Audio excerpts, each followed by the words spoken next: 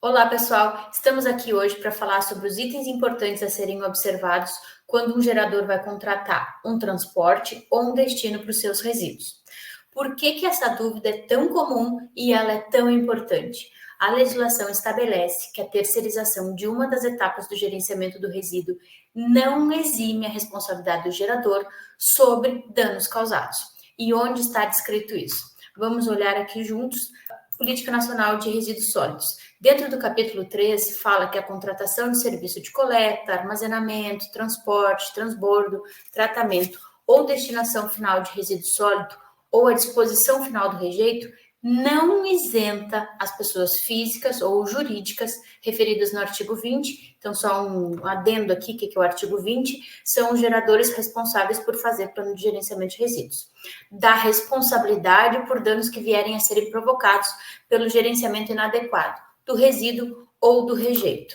Então, como a gente pode ver aqui, mesmo que a gente contrate um transportador para retirar o resíduo da nossa empresa e levar até o destino final, se acontecer qualquer problema que cause um dano ambiental durante esse trajeto de transporte ou já no destino final, a minha empresa pode sim ser chamada para responder por aquele dano, seja para recuperar a área, e isso é investimento financeiro, ou seja para responder, ou também, né, para responder judicialmente, que aí também a gente entra numa questão financeira, mas também de imagem da empresa publicamente.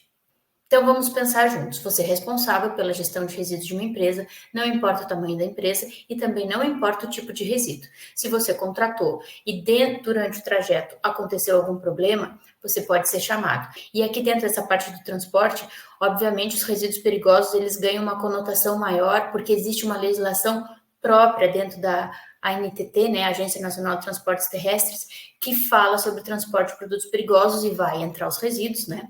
E aí tem toda uma série de itens a serem atendidos, desde documentação, seja da empresa, do transporte, do caminhão, do motorista, e também uma série de cuidados a serem atendidos durante o transporte. E aí dentro dessa legislação vai ter a responsabilidade do expedidor da carga, que vai ser o gerador, na maioria dos casos, do transportador. Então, vão existir itens que vão ser só de responsabilidade do transportador? Sim, mas a maioria deles cai nos dois. Então, ou em outros vídeos a gente vai abordar só sobre transporte de resíduos perigosos. Então, a gente vai ter as nossas dúvidas sanadas ali.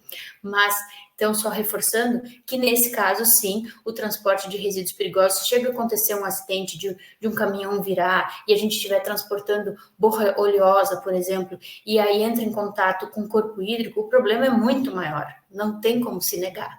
Mas o transporte de resíduos não perigosos também é um problema. Eu não sei se vocês já passaram pela seguinte situação que eu passei esses dias e que me chamou a atenção.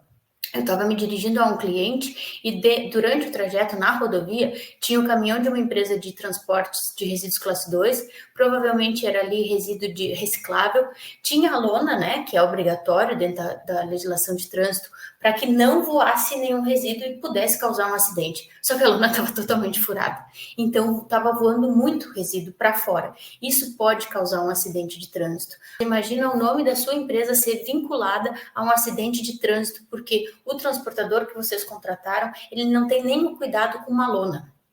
Então, isso é muito grave, é muito sério. Não dá para contratar o Zezinho da esquina e achar que seus problemas estão resolvidos. Não é assim. Ou não dá para descuidar do resíduo não perigoso só porque não existe uma lei que tenha uma série de itens a serem atendidos quando a gente vai transportar ele.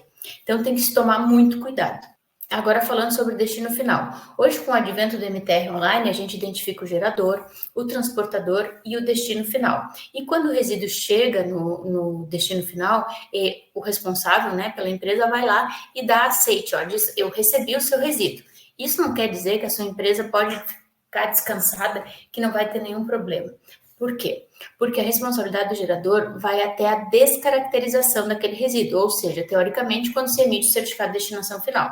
Mas, quando a gente trata, por exemplo, de destinação para aterro industrial. O resíduo ele continua sendo um resíduo, ele não sofreu uma alteração que descaracterizou ele só continua enterrado. Aqui no Rio Grande do Sul, por exemplo, desde 2010 existe uma legislação que proíbe que os inflamáveis sejam enviados para aterro, por conta de todos os problemas, né, pelo todo o risco que pode ter de que tenha um incêndio dentro do aterro por conta da inflamabilidade dos resíduos. Então, hoje se faz coprocessamento. Nesse caso, sim, depois que o resíduo ele foi lá queimado na cimenteira, ele virou o produto, né, o blend, ele não é mais responsabilidade do gerador, porque ele agora é um produto, ele não é mais um resíduo. Então, eu espero que com esse exemplo vocês tenha ficado claro essa questão da descaracterização. Bom, mas aí voltando lá ao caso do aterro, se mesmo que vocês contratem uma empresa que tenha licença, que opere da melhor forma, a célula do aterro fechou, já foi ocupada, daqui a uns anos se descobre que está tendo um impacto ambiental. Essa empresa ela não tem recurso suficiente para reparar aquele impacto ambiental, as empresas que mandaram o resíduo para lá, elas podem ser chamadas. Porque qual vai ser o interesse da sociedade que a justiça vai representar? Que aquele impacto ele seja sanado, que ele acabe, que seja reparado. Então, vão ter que ser usados os recursos suficientes para que aquele impacto seja sanado. Então, é muito importante que vocês tenham atenção a essa parte. Aí, de novo, o resíduo perigoso, ele tem mais potencial de causar impacto. Mas o resíduo não perigoso, ele também tem que ser cuidado. E eu já vi, dentro desses mais de 10 anos de atuação, empresa que recebe ferro pegando fogo, destinação de resíduos classe 2 de forma totalmente irregular, né? Eu vou contratar a empresa do Zezinho, ele vai levar o resíduo até a empresa do Carlinhos e vai estar tudo certo. Às vezes a empresa do Zezinho nem chega na empresa do Carlinhos, óbvio que agora o MTR Online diminuiu bastante essa possibilidade, né? Porque tu tem que dar aceite no recebimento do resíduo, mas ainda tem muita empresa que não dá o aceite, não emite certificado de destinação final, e aí o gerador fica mais ou menos a ver navios. Ele não tem como comprovar que ele fez a destinação correta do seu resíduo. E a gente não precisa nem ter um impacto ambiental que foi de fato constatado. Dentro de uma auditoria, por exemplo, que muitas empresas grandes passam, né? Seja uma auditoria do órgão ambiental, uma auditoria de um cliente grande, né? Que vai se preocupar com essa área ambiental, ou uma auditoria de certificação de ISO 14001, eles vão olhar essas comprovações de destinação. E aí vocês vocês têm o MTR, mas não tem a comprovação de que o destino recebeu a carga. Fazer o MTR qualquer um faz, é só acessar o sistema, se cadastrar, selecionar ali um transportador, um destinador e tá tudo certo. Mas e a comprovação? Então isso tem que ser cuidado. E aí quando a gente está falando dessa questão da destinação, sempre que possível é muito bom que a gente visite o local da destinação. Nem sempre isso vai ser possível por uma questão de tempo da equipe, né, de meio ambiente do gerador, para se deslocar até o destino final, e também o recurso financeiro, porque às vezes a gente vai fazer a destinação do resíduo para um outro estado, e aí deslocar os funcionários até aquele local pode ser oneroso, mas isso é uma etapa que é muito importante, porque ter uma documentação ambiental não é algo que é tão difícil assim, né? Então, eu posso mostrar lá para o meu cliente a minha licença de operação, mas e o resto? E como é que eu comprovo que eu estou fazendo? Então, se um dia vocês entrarem em contato com o destino final e ele for um pouco resistente a receber vocês para visita, cuidado, porque pode ser uma enrascada. E aí, dentro dessa questão de documentação, eu também gostaria de trazer aqui a questão de documentação fiscal, documentação trabalhista, a documentação dos veículos, né, que fazem o transporte, porque não adianta, eu vou lá, vou contratar só por conta do preço, mas será que aquela empresa está pagando todos os direitos trabalhistas do funcionário?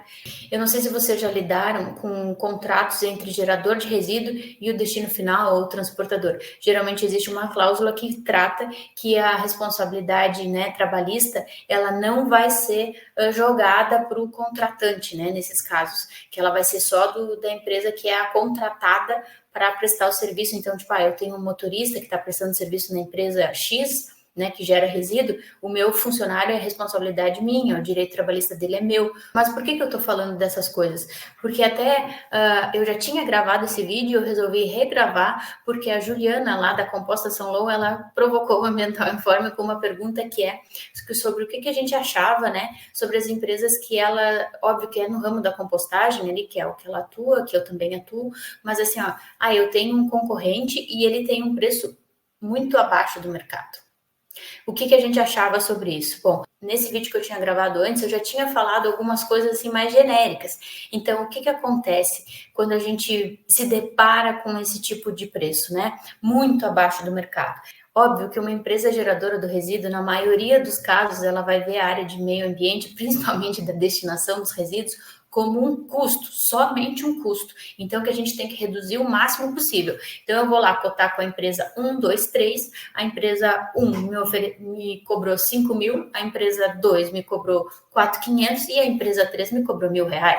Com quem eu vou fechar? Com a empresa 3. Todas elas têm licença de operação ou apresentaram lá a isenção. E se você não viu o vídeo sobre isenção de licenciamento, que pode ocorrer em alguns casos, inclusive na compostagem, eu recomendo fortemente que vocês assistam o vídeo que a gente lançou na semana passada. Eu vou deixar o link aqui na descrição também. E quando a gente se depara com essa situação, e às vezes a distância, né, do preço nem é tão discrepante assim, né? Agora eu fui meio exagerada, de 4.500 para 1.000 é muita diferença. Mas às vezes está lá bem pouquinha diferença e eu vou só contratar o mais barato. Eu não vou me atentar, pedir o restante da documentação dele, não vou checar se os caminhões dele estão em condições, não vou questionar qual é a forma como ele me retorna as informações. A reclamação que eu escuto muito, mas muito mesmo, é sobre a dificuldade de, às vezes, marcar uma carga com o transportador, ou ter acesso às informações do destino final, ou que o destino final vá lá e dá ok no MTR, né? Então, todas essas questões, elas têm que ser cuidadas. E é muito fácil a gente descobrir referências sobre um prestador de serviço.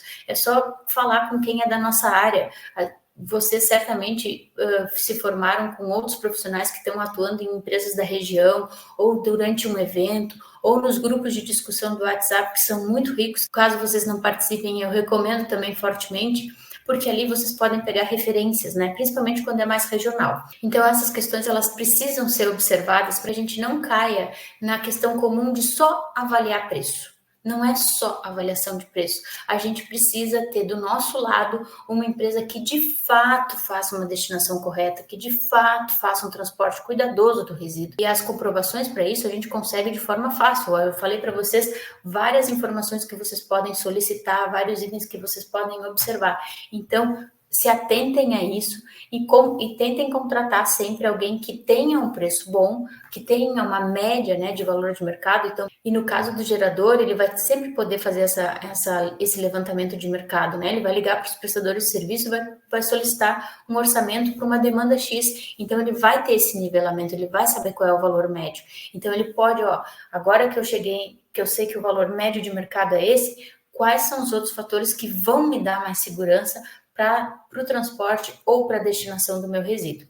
Então, essas são as contribuições que eu tenho, né, baseado nesses anos de experiência. E se vocês têm mais alguma dúvida relacionada ao transporte, à destinação, mandem aqui nos comentários. Também eu gostaria de ouvir vocês sobre relatos de problemas que vocês já tiveram. O que eu costumo ouvir muito dos nossos clientes é reclamação de tratamento mesmo, assim, de contato, né, com o prestador de serviço ambiental. Então, se vocês têm esse problema ou outros, comentem aqui, porque certamente vai ajudar muitas pessoas na nossa área. Então, até o próximo vídeo e mandem as suas dúvidas. Um abraço e até mais.